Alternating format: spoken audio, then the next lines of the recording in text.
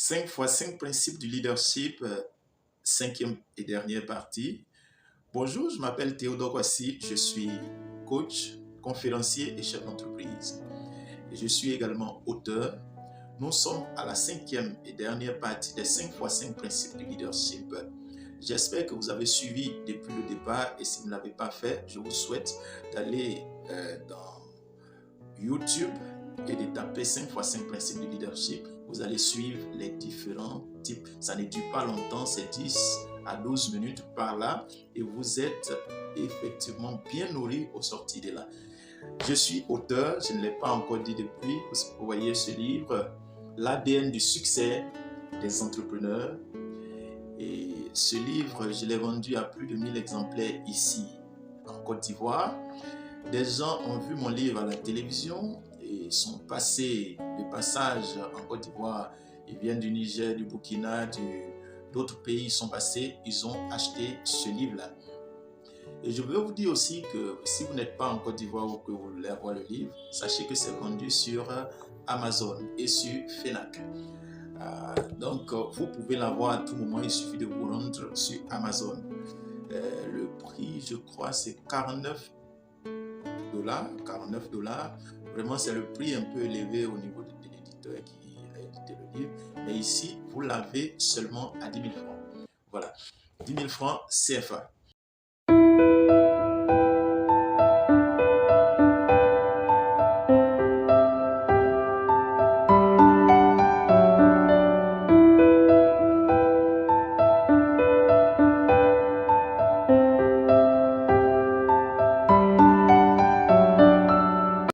Le bon leader, quand on veut être un bon leader, un des principes importants, c'est de choisir quel type d'influence ou bien quel type de direction ou de leadership vous allez mener avec votre équipe.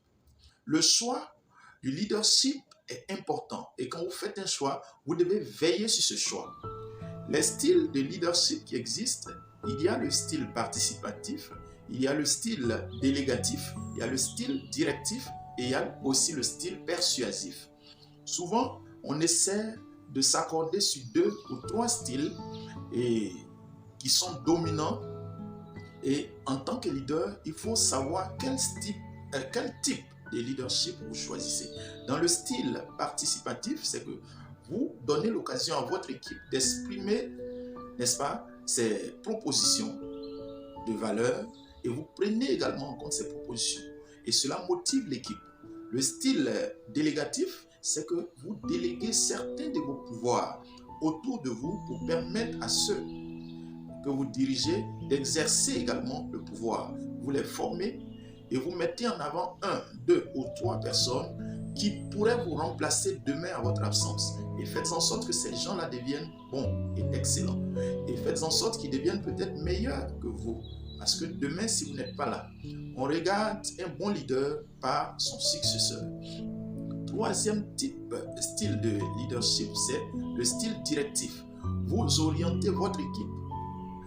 Toute l'équipe est concentrée sur l'objectif. Donc, les choses ne sont pas subjectives, mais les choses sont... tout ce que vous décidez est par rapport à l'objectif que vous vous êtes fixé. Et finalement, le style persuasif, c'est que le leader prend des dispositions pour chaque fois quand il fixe un objectif, tente de persuader l'ensemble, une bonne communication autour pour éviter que quelqu'un ne soit pas bien informé. Alors, les styles de leadership à bannir, c'est la tyrannie et c'est le style dominatif qui est par exemple le fait que vous écrasez tout le monde, quand vous parlez, personne ne parle encore. Le style paternaliste ou maternaliste et qui vous regardez tout le monde comme vos enfants, ces styles ne sont pas assez efficaces quand vous êtes en train de développer une organisation. Alors, mettez en avant ces 4 styles que je viens de citer et ça vous permet donc de développer un bon leadership. Le style tyrannique, est à éviter pour ne pas dominer, pour ne pas écraser, éliminer des gens qui s'opposent à vous parce que ce style n'est pas un bon style de leadership. Les gens vont vous craindre, mais faites attention à des gens qui vous craignent et qui ne peuvent pas parler. Parce qu'à un moment donné, quand ils vont se révolter, c'est encore plus dangereux. Le deuxième principe de leadership, c'est que le leader s'entraîne à être convaincant sans s'imposer. Nous ne sommes pas des leaders pour imposer nos idées sans que personne ne parle encore. Lorsque vous donnez une idée, donnez les raisons pour lesquelles cette idée vaut la peine d'être exécutée. C'est cela, donnez les raisons. Entraînez-vous à convaincre. Entraînez-vous à communiquer de manière convaincante. Et non de dire, par exemple, j'ai dit de faire ceci, c'est tout. On ne pose pas la question de savoir pourquoi, on le fait. Non, le bon leader n'agit pas de cette façon. Le bon leader a un style convaincant. Il convainc sans s'imposer. Il donne l'occasion à chacun de pouvoir réfléchir et d'apprécier l'idée donc qui est donnée. Parce que ceux que vous dirigez, pas parce que vous les dirigez que vous êtes plus intelligent que eux. C'est vrai que vous les dirigez, mais parmi eux, il se trouve des gens qui sont intelligents comme vous, ou bien mieux, plus intelligents que vous. Alors, quand vous êtes leader, c'est une position. Et cette position, vous devez mener vers le but des gens. Si vous êtes là, vous devez savoir utiliser, n'est-ce pas, l'ensemble de votre équipe, les talents, les énergies qui composent toute votre équipe de manière optimale pour atteindre les objectifs. Donc, voilà pourquoi c'est nécessaire d'utiliser les talents, les intelligences de votre équipe et ne pas gérer seul ne pas gérer le but comme si vous avez affaire à des enfants et qui ne savent pas ce qu'ils veulent et vous êtes le plus intelligent. Vous devez trouver ce qui est bon pour eux. Le bon leader n'agit pas comme ça, mais il travaille avec toute l'équipe, l'intelligence de toute l'équipe, l'énergie de toute l'équipe pour permettre d'atteindre un résultat meilleur, optimal ou un résultat plus excellent. Troisième principe important à retenir ici, c'est que le leader adopte la coopération. La coopération résulte de la bienveillance. Vous savez, quand on est bienveillant envers les autres, ça veut dire qu'on a égard. On a de l'égard pour eux. Non seulement on a de l'égard pour eux, mais on cherche à prendre soin d'eux. On cherche à faire en sorte qu'ils soient mieux traités. C'est cela la bienveillance. Quelqu'un est malade, vous ne l'ignorez pas. Quelqu'un est absent, vous prenez soin de l'appeler pour savoir, peut-être c'est lui qui aurait dû appeler, mais il ne l'a pas fait. Vous appelez pour savoir qu'est-ce qui s'est passé pour qu'il soit absent. Et si c'est nécessaire, vous pouvez vous rendre chez lui. Une expérience qui m'a marqué au niveau du leadership, c'est que le PDG de Toyota avait remarqué qu'un de ses collaborateurs, qui était un ouvrier, venait chaque fois en retard. Régulièrement, il était en retard au travail, et le PDG, par occasion, a rencontré, vous savez, au Japon, les gens ne jouent pas avec l'heure. Même le PDG vient à l'heure, avec tout le monde à la fois. Donc, ayant remarqué cela, il a réfléchi d'une certaine façon. Ça aurait été nous, par exemple en Afrique, on allait dire, les gens comme vous, il y en a par milliers. On te remplace, c'est tout, tu n'as pas envie de venir, tu restes à la maison. Mais le PDG va adopter une réalité différente. Il va contacter un des ouvriers et demander celui-là où il habite. Finalement, il va avec cet ouvrier qu'il a contacté, il s'en va connaître chez l'autre qui vient en retard, sans que le monsieur ne soit informé.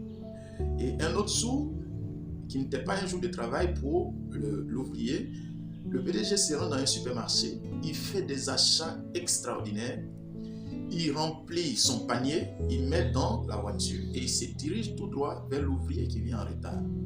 Arrivé chez l'ouvrier, il gare la voiture bien loin et puis il descend, il marche jusqu'à chez l'ouvrier. Il trouve la famille, tout le monde en place. L'ouvrier n'en revenait pas. Pourquoi? Le PDG se déplace jusqu'à chez moi. C'est extraordinaire, impensable.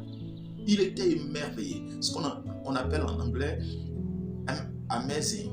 Il était vraiment touché par la qualité de la visite et du visiteur.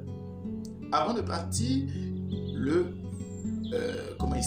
l'ouvrier décide de l'accompagner, ce qui est naturel. Il l'accompagne avec sa femme jusqu'à la voiture du PDG. Le PDG ouvre le coffre et il fait sortir, mais là c'est le off, il fait sortir une grande quantité d'éléments achetés au supermarché pour venir offrir à son ouvrier et il lui a dit, vous comptez pour beaucoup dans notre entreprise.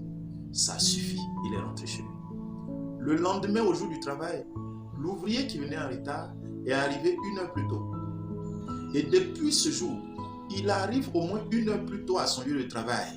Pourquoi? Parce qu'il a été motivé. Alors, le cinquième, le quatrième et avant-dernier point du cinquième principe, de la cinquième partie, c'est que le leader doit développer ce qu'on appelle le feedback. Le feedback, c'est le retour, avoir un retour sur l'information qu'on donne. Très souvent, les leaders ont un comportement narcissique. Ça veut dire que quand ils parlent, les pensées de leur cœur, ils pensent que les gens ont compris parfaitement ce qui est dans leur cœur. Souvent, ils parlent sans tout dire, mais ils pensent que ceux qui sont en train d'écouter ont déjà tout compris. Et ils ne reviennent même pas pour savoir est-ce que les gens ont compris. Le feedback est un élément assez important en tant que leader. Le retour sur l'information, un retour positif, n'est-ce pas? Une décision ou une conclusion rassurante ou enthousiaste. Et ça permet aux gens qui sont autour de vous de mieux comprendre. Ou bien quand, par exemple, vous envoyez votre enfant et puis vous lui dites, va acheter du pain et de la salade avec du café, du sucre. Vous lui demandez, qu'est-ce que je t'envoie aller acheter? L'enfant va vous citer les éléments. C'est ce qui vous permet de savoir que l'enfant a bien compris. Mais quand vous ne l'avez pas fait, l'enfant se lève, il s'en va acheter. Mais à son retour, il se trouve qu'il a oublié le sucre. Vous lui dites, retourne. Pour certains, il risque de blâmer encore l'enfant. Mais ce qui est important, si vous avez fait ce retour, ça permet et à vous et à votre enfant de savoir que tout va bien, vous êtes bien compris. Le dernier point sur les 5x5 principes du leadership, c'est que le leader adopte ce qu'on appelle la discipline. Vous devez apprendre à être discipliné quand vous êtes leader. En tant que leader, c'est un élément important, la discipline. Si vous apprenez à être discipliné dans un domaine précis de votre vie, vous allez réussir à tout prix. Aujourd'hui, je suis en train de faire cette vidéo. Votre capacité à suivre de près ces vidéos qui sont gratuites fera de vous un leader meilleur parce que ce sont des choses que tout le monde ne comprend pas généralement anglais. Et vous savez que tout le monde n'aura pas le temps d'aller apprendre le leadership. Et s'il y a quelqu'un qui s'est spécialisé pour développer, ça va vous aider à développer vos valeurs.